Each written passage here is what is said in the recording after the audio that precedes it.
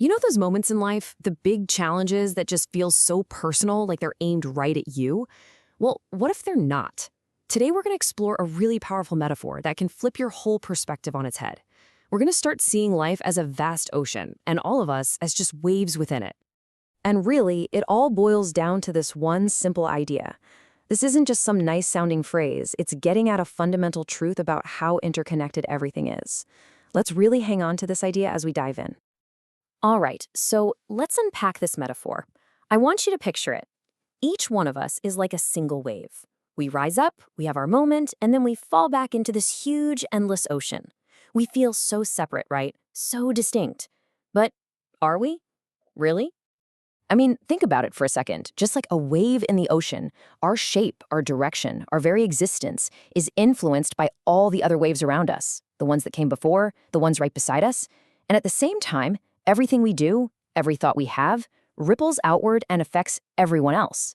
It creates this massive, invisible web of cause and effect that connects all of us. But it gets even deeper than that, because it's not just about the waves you can see. There are all these invisible forces shaping us too. You've got the unseen winds of, say, social pressure, and these deep, powerful undercurrents of family history or trauma. It's all part of the very same, incredibly complex dance. So this whole messy, beautiful, complicated interplay of forces, both seen and unseen, well, it has a name, and you've probably heard it before, karma. But we're going to look at it in a way you might not have considered. First things first, let's just throw out the old idea of karma as some kind of cosmic report card, good versus bad. It's not that. A much better way to think about it is as a simple law of nature, just like gravity. It's totally neutral, it's completely unbiased, it's just cause and effect, action and reaction. That's it. And here's the thing that can be kind of tough to swallow. This flow of cause and effect, it doesn't care about your feelings or my opinions, it has zero bias. You can't outsmart it, you can't bargain with it, you can't manipulate it. It just is. Okay, so when you're faced with this massive, unavoidable force of nature that you can't control, it's easy to feel a little helpless, right? It brings up a really important question. If we can't stop it or change it, what in the world are we supposed to do? The answer is so simple, but it's not easy. We stop running. We stop fighting. We stop trying to dodge the waves. We just turn and face it. The point isn't to change the laws of the ocean. It's to change our relationship to it. But how? How do you actually do that? Well, there's a really powerful concept from Chinese thought that gives us a key. It's called Li Sheng. And it's all about discovering the incredible wisdom that can be found in creating a little bit of distance. Li Xiang literally translates to distance from form. Now, that form could be anything, really. It could be a difficult person in your life, a painful memory, a thought that just keeps looping in your head. The whole practice is about creating just a little bit of breathing room. Now, it is so important to get what this distance actually is. This is not about ignoring your problems or pretending they don't exist. No way. It's not about escaping. It's about taking just one conscious step back so you can actually be with the situation and see it for what it is without getting immediately swept away by your own reaction. Because when you create that tiny bit of space, something amazing starts to happen.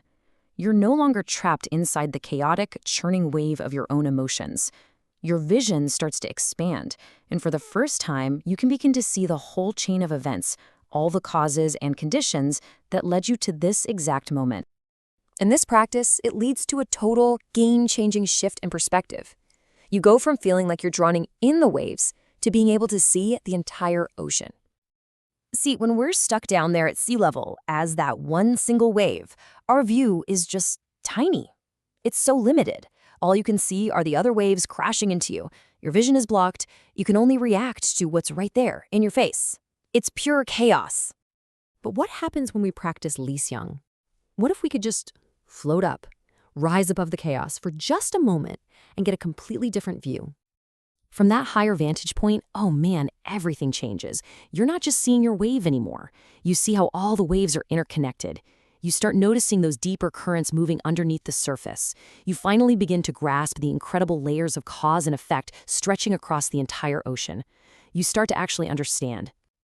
In this new kind of clarity, it's not just an intellectual thing. It's not just about figuring things out in your head. It leads to something much, much deeper. This is where clarity and compassion come together. Because when you're up there, looking down at this vast ocean of existence, the first thing that hits you, and it hits you hard, is this simple, profound truth.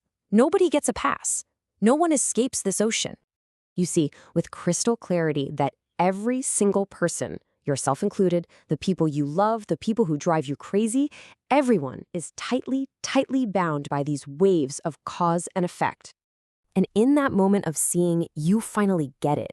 You realize just how incredibly hard it is for anyone to break free from their conditioning, their habits, their ingrained reactions, their pain. You see just how little control we really have a lot of the time. And this is the magic part. In that moment of true seeing, something just happens. Compassion just shows up. You don't have to try. You don't have to force it. It's the natural, automatic, inevitable response to truly understanding our shared situation. So let's be clear. This isn't some cold, distant observation. And it's definitely not some kind of naive, everything is fine optimism.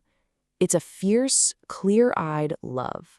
It's the courage to see things exactly as they are, tangled, messy, and beautiful, and to stay present and open through it all.